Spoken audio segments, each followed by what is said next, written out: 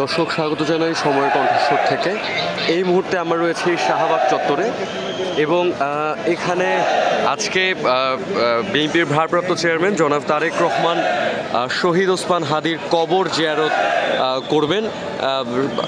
সেই উদ্দেশ্যে তিনি রওনা দিবেন এবং সেই জন্যই কিন্তু এখানে আইন শৃঙ্খলা রক্ষাকারী বাহিনী এবং দলীয় নেতাকর্মীরা এখানে উপস্থিত হয়েছেন। আইন শৃঙ্খলা রক্ষাকারী বাহিনী বিভিন্ন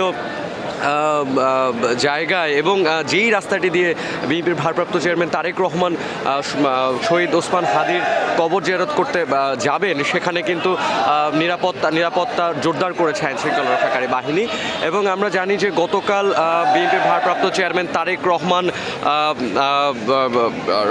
শহীদ রাষ্ট্রপতি জিয়াউর রহমানের কবর জিয়ারত করতে গিয়েছেন এবং সেখান থেকে তিনি গিয়েছিলেন সাভারের স্মৃতিসৌধে। এবং আজকে শহীদ শরীফ ওসমান হাদির কবর জিয়ারত শেষে কিন্তু তার ভোটার হওয়ার জন্য যে আবেদনটি তিনি করবেন সেখানে তার যাওয়ার কথা রয়েছে।